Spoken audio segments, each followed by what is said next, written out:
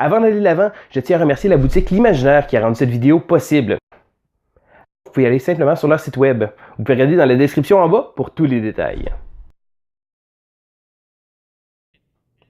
Bonjour et bienvenue à l'école du jeu. Mon nom est Sylvain et aujourd'hui je vous présente une vidéo un peu différente. C'est plutôt rare que vous allez me voir ça, mais pour ce jeu-là, j'ai décidé de vous présenter un déballage. Donc le jeu que j'ai choisi aujourd'hui, Grim Forest, est un jeu de Tim Eisner, distribué par Druid City Games. C'est un jeu qui joue de 2 à 4 joueurs, d'une durée d'environ 40 à 60 minutes. Premièrement, je tiens à dire que le design graphique est vraiment génial. Ici, on voit en arrière. Donc les illustrations sont magnifiques, il y a des miniatures aussi. Les dessins ont été faits par Mr. Cuddington, qui sont des artistes que j'apprécie particulièrement. Ils ont également travaillé sur des projets comme Santorini ou encore le jeu Unfair, ou encore même Steampunk Rally. Ça se trouve être un couple de Québécois et j'adore le design qu'ils font, j'adore leur dessin. Puis, franchement, il y a un petit côté cartoony, un petit côté vivant, je trouve, que les couleurs vibrantes. Puis personnellement, j'adore ce qu'ils font. Mais on va aller voir qu'est-ce que le jeu a à l'intérieur. Ah, ma partie la plus fun, déballer le petit plastique protecteur.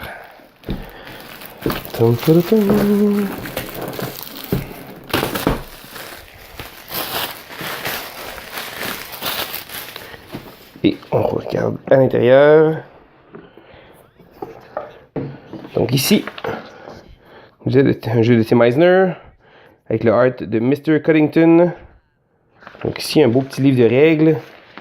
Très bien illustré, très coloré. Le jeu est relativement simple. Les règles sont courtes.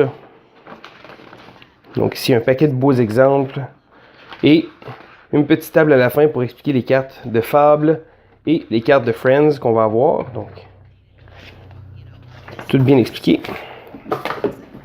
Donc on a ici des petits cartons. Bonne qualité des ressources ici en différentes dénominations. Quelques-uns. Encore là. Je trouve que les couleurs sont vibrantes, les couleurs sont le fun.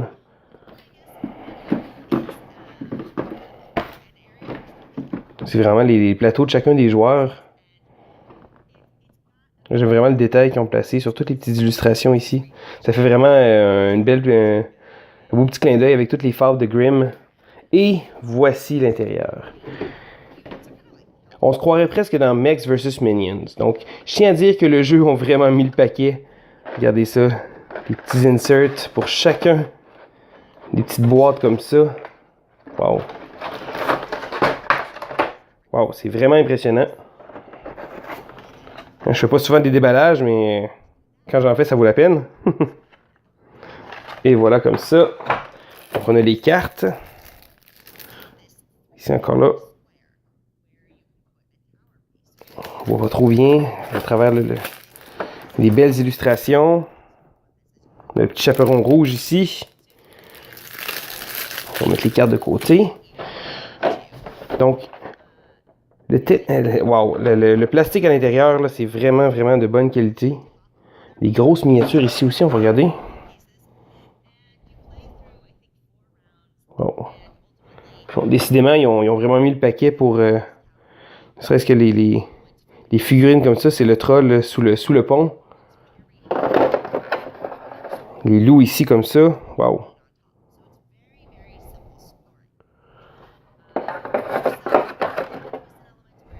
Dragon. La qualité est vraiment impressionnante.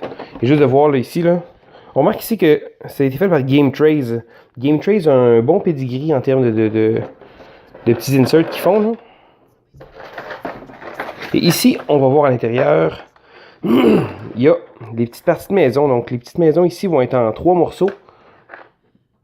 Le but du jeu, ça va être de fabriquer justement les petites maisons. Ils vont tout se faire, la qualité est vraiment bonne, le plastique est vraiment épais.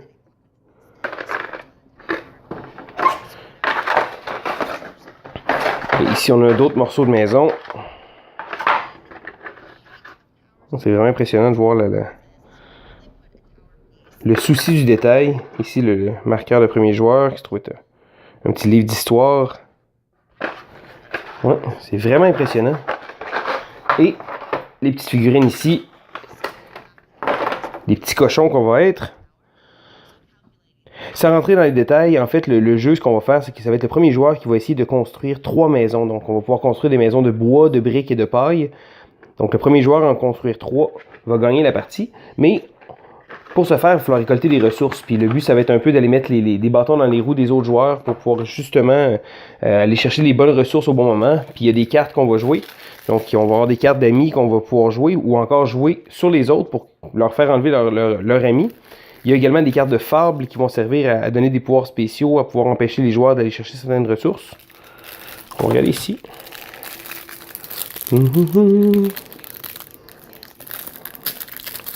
Regardez les cartes de fables. Encore là, les illustrations sont vraiment magnifiques. Le grand méchant loup ici.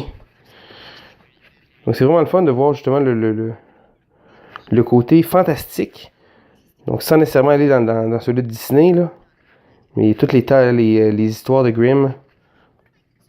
Encore une fois, c'est une des raisons pour laquelle que le jeu m'a attiré après la première vue. C'est que le design graphique est vraiment génial. Ben franchement, ça va donner vraiment beaucoup de cachet au jeu.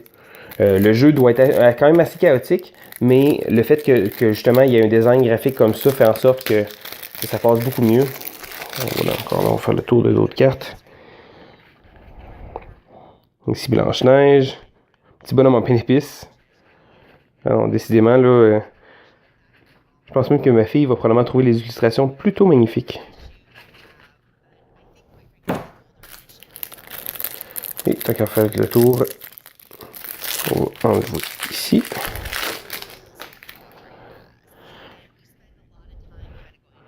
Décidément.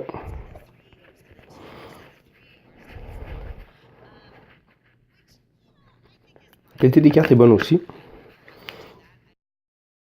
Vraiment impressionné par la qualité du matériel. Je dirais que le fait d'avoir choisi des petits inserts comme ça, que tout rentre dans la boîte de jeu, le matériel est vraiment impressionnant. Il va rester à voir si le jeu va être à la hauteur. Donc personnellement, j'ai bien hâte de l'essayer. Donc c'est le jeu Grimm Forest. Un jeu de Tim Eisner, distribué par Druid City Games. Donc c'était Sylvain pour l'école du jeu. Et on se dit à la prochaine!